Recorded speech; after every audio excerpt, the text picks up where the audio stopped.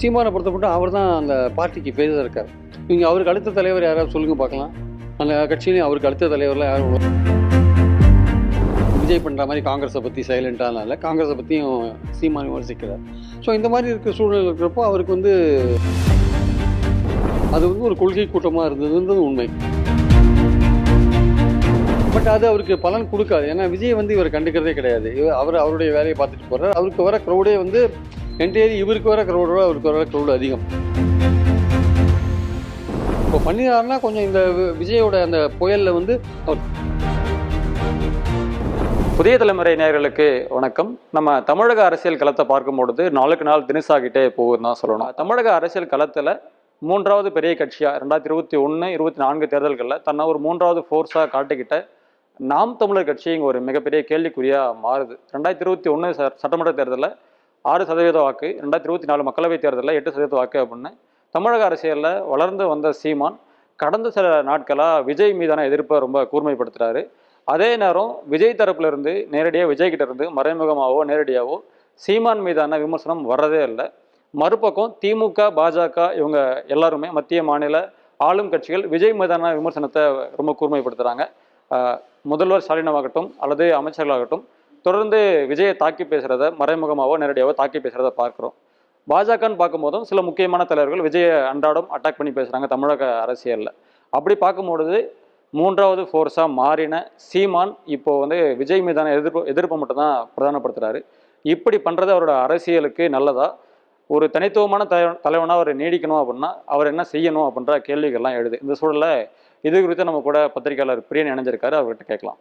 சரி, இன்னைக்கு விஜயோட அந்த பரப்புரையை நம்ம பார்த்துருப்போம். முன்னாடியே சொன்ன மாதிரி தமிழக அரசியல் களத்தில் சீமான் இனி செய்ய வேண்டியது என்னங்க சார்? அதாவது சீமானை பொறுத்த மட்டும் அவருடைய அந்த கட்சிக்காரர்கள் ஒரு கொள்கை ரீதியாக ஒரு அர்ப்பணிப்பு உணர்வு கொண்டவர்களாக இருந்தாங்க. அந்த பிரபாகரன் மேலே உள்ள பற்றாளர்கள், அந்த தமிழ் தேசியத்தின் மேலே உள்ள பிடிப்பு காரணமாக அவர் கூட இணைந்து பணியாற்றினாங்க. இந்த காலகட்டத்தில் பார்த்தீங்கன்னா அவர் 4 தேர்தல் செஞ்சுருக்காரு. 1, 3, 5, 8ன்னு வந்திருக்காரு அவர் அந்த பர்சன்டேஜ் பார்க்கும்பொழுது. ஸோ அதில் பார்க்கும்போது திமுக, அதிமுக ரெண்டையும் அட்டாக் பண்ணுற ஒரு விஷயம் கையில் வச்சுருக்காரு. அதே மாதிரி காங்கிரஸ், பாஜக ரெண்டுத்தையும் அட்டாக் பண்ணுற ஒரு விஷயத்தையும் அவர் பண்ணுறார், அடிக்கடி பண்ணுறார். 2 பேருடைய பாலிசியும் விமர்சிக்கிறார். 2 பேர் யாராவது ஒருத்தர் இப்போ விஜய் பண்ணுற மாதிரி காங்கிரஸை பற்றி சைலண்டானால காங்கிரஸை பற்றியும் சீமான் விமர்சிக்கிறார். ஸோ இந்த மாதிரி இருக்கிற சூழ்நிலை இருக்கிறப்போ அவருக்கு தன்னெழுச்சியாக ஒரு கூட்டம் அவர் பின்னாடி போச்சுன்றது உண்மை. அது ஒரு கொள்கை கூட்டமாக இருந்ததுன்றது உண்மை. ஆனால் அதில் விஜய் ரசிகர்களும் இருந்தாங்கன்றது உண்மை. ஸோ இவருக்கு இப்போ இருக்கிற பொசிஷன் என்னன்னா விஜய் அரசியலுக்கு வருவார் அப்படின்ற ஒரு பேச்சு அடிபட்ட காலத்தில் வரட்டுமே, என் தம்பி தானே வரட்டுமே அப்படின்னு சொல்லியிருந்தார் அவர்.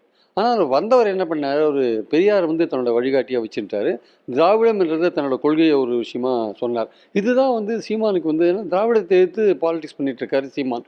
அவர் பெரியாரை வழிகாட்டின்னு சொன்ன பிறகு தான் பெரியாரை இவர் ரொம்ப தீவிரமாக விமர்சிக்க ஆரம்பித்தார் சீமான். ஸோ அவருக்கு என்னென்னா நம்ம எதிர்க்கிற ஒரு விஷயத்த ஒரு கையில் எடுத்துட்டாருன்னா அவர் அரசியலுக்கு வரவேற்ற இவர் நமக்கு எதிரான ஒரு ஓட் பேங்க் நம்மளுடைய ஓட் பேங்கை தள்ளின்னு போயிடுவாரோ, இல்லை நமக்கு இத்தனை நாள் அவங்க ரசிகர்கள் ஓட்டு போட்டிருந்தாங்க, அவங்க இப்போ கட்சி ஆரம்பிச்சதுனால அங்கே போயிடுவாங்களோ அப்படின்ற எண்ணம் அவருக்கு வந்ததுனால சரி அவர் ரெண்டாவது அவரை பொறுத்த மட்டும் விஜய் வளர்ந்தால் தன்னுடைய அரசியல் போய்டுன்னு அவர் நினைக்கிறார். ஆக்சுவலாக தான் இப்போ 3வது இடத்துக்கு வந்திருக்கோம் இல்லையா, அது இப்போ 4வது இடத்துக்கு 5வது இடத்துக்கு போயிட்டா என்ன பண்ணுறதுன்னு அவர் யோசிக்கிறார். ஸோ அதனால் விஜய் அவருக்கு வர கூட்டத்தை விமர்சனம் பண்ணுறாரு.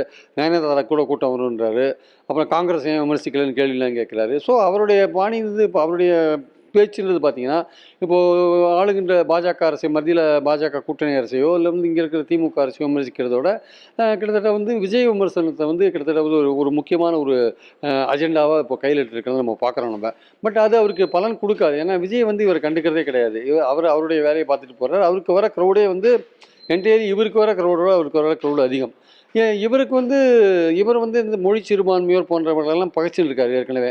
அப்புறம் சில ஒரு திட்டவட்டமான சில கருத்துக்கள்லாம் சொல்லும் பொழுது ஒரு குறிப்பிட்ட ஜாதியை பற்றியோ, உதாரணமாக பார்த்தீங்கன்னா தேவேந்திர குல வேளாளர்கள்லாம் மனசு வருத்தப்படும்படி சில விஷயங்கள்லாம் சொல்கிற விஷயங்கள், அது மாதிரி அருந்ததியர்களை பற்றி சொல்கிற விஷயங்கள், இது மாதிரி பல விஷயங்கள் சொல்லும்பொழுது அந்த ஓட் பேங்க் அவர் விட்டு போகிறது. இப்போ சமீப காலத்தில் பார்த்தீங்கன்னா நாம் தமிழரை பொறுத்த மட்டும் அடிமட்டத்தில் நிறைய பேர் விலகி போயிட்டாங்க. மாவட்ட செயலாளர்கள் அளவில் கூட நிறைய பேர் விலகி போயிருக்காங்க. அவர் அதை பற்றிலாம் கவலைப்படலை.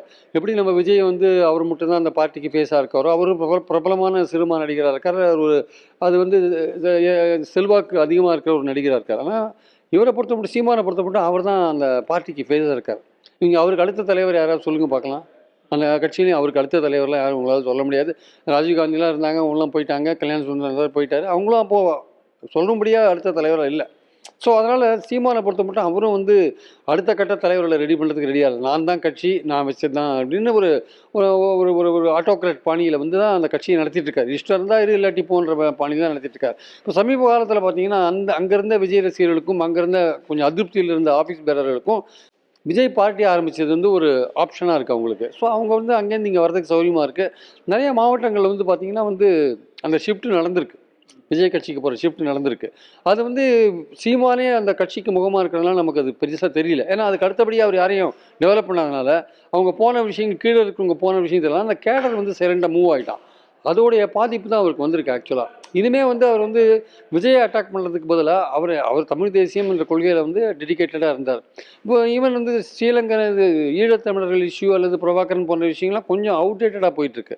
ஸோ இப்போ கரண்ட் பாலிடிக்ஸில் வந்து பார்க்கும்போது தமிழ் தேசியம் போன்ற விஷயங்கள் இல்லை திமுக அரசை விமர்சனம் பண்ணுற விஷயங்கள், திமுக அரசை விமர்சனம் பண்ணுறதுக்கு இப்போ நிறைய பேர் இருக்காங்க. அதிமுக இருக்காங்க, விஜய் இருக்காங்க, இப்போ அவர் இருக்கார், மூணாவது வந்திருக்கார். அப்போது அவருக்கு போகிற திமுக எதிர்ப்பு ஓட்டு கொஞ்சம் போயிருந்ததில் அதுவும் சீமான்ட்டேருந்து கொஞ்சம் பிரியறதுக்கான வாய்ப்பு இருக்குது. அதுவும் வந்து கிட்டத்தட்ட விஜய்க்கோ மறுபடியும் போகிறதுக்கான வாய்ப்பு இருக்குது. அப்போது அவர்கிட்டருந்து பல விதங்களில் ஓட்டு போகிறதுக்கான வாய்ப்பு இருக்குது. அவர் மொழி சிறுபான்மையோரை பகச்சிக்கிறாரு. அப்புறம் வந்து சில ஜாதிகளை வந்து அவருடைய ஓப்பனான கமெண்ட்னால பகச்சிக்கிறாரு. அவருக்கு வர திமுக எதிர்ப்பு ஓட்டுகள் அவர்கிட்டருந்து போகிறதுக்கான வாய்ப்புகள் இருக்குது. அதே மாதிரி பார்த்திங்கன்னா அவர்கிட்ட இருந்த விஜய் ரசிகர்கள் அவர்கிட்டருந்து விலகி போய் விஜய்கிட்ட போய் சேரத்துக்கான வாய்ப்பு இருக்குது. அவருடைய ஓட் பேங்க்கை அவருடைய ஆட்களே வந்து அவருடைய போக்கு பிடிக்காமல் போய் விஜய்கிட்ட போய் சேர்ந்துருக்கிறதுக்கு திமுக எல்லாமே விஜய்கிட்ட போகிறது பெட்டர்னு அங்கே போகிறவங்க அந்த போகிற வாய்ப்பு இருக்குது. ஸோ இதனால் வந்து சீமான் வந்து தன்னை வந்து இன்னும் ரொம்ப அது வரப்போகிற தேர்தலில் வந்து அந்த 8%ன்றது குறையறதுக்கான வாய்ப்புகள் இருக்குது. ஆனால் பல பேர் என்ன சொல்கிறாங்க, அவருக்கு அந்த ஜாதி ஓட்டு போடும், இந்த ஜாதி ஓட்டு போடும், கோனார் ஓட்டு போடுவார், நாடார் ஓட்டு போடுவார், இன்னும் பல கதைகள் சொல்கிறாங்க. ஆனால் இன்றைக்கி லெவலில் பார்க்கும்போது விஜய் வந்ததுனால திமுகவுக்கு பயம் இருக்கோ இல்லையோ, அதிமுக ஓட் பேங்க் கரையுதோ இல்லையோ, சீமானுக்கு வந்து ஒரு பாதிப்பு ஏற்பட்டிருக்குன்றது நமக்கு வெளிப்படையாகவே தெரியுது ஆக்சுவலாக. அதனால தான் அவர் வந்து பொங்கி எழுறாரு ஆக்சுவலாக. ஆனால் என்னென்னா அவர் பண்ணுற எந்த விமர்சனத்துக்கும் வந்து விஜய்கிட்டேருந்து எந்த ரெஸ்பான்ஸும் இல்லாத போது எப்படி வந்து இப்போது திமுக வந்து விஜயை வந்து இது நாள் வரையும் சீரியஸாக எடுத்துக்காமல் ஓரங்கட்டி ஒன்றும் அதை கண்டுக்காத இருக்காங்களோ, கிட்டத்தட்ட அதே மாதிரி வந்து விஜய் வந்து என்ன பண்ணுறாரு, அவங்களையும் கண்டுக்காத இருக்காரு, சீமானையும் கண்டுக்காத இருக்காரு. நீங்கள் என்ன வேணால் விமர்சிச்சுட்டு போங்க, எனக்கு கவலை இல்லை அப்படிங்கிற மாதிரி இருக்கார். ஸோ அது வந்து இன்னும் வந்து சீமானுக்கு வந்து அது அந்த அவங்க ரியாக்ட் பண்ணாத இருக்கிறது வந்து சீமானுக்கு வந்து இன்னும் கோபத்தை அதிகமாக்குது ஆக்சுவலாக. கோபத்தை அதிகமாக்குது.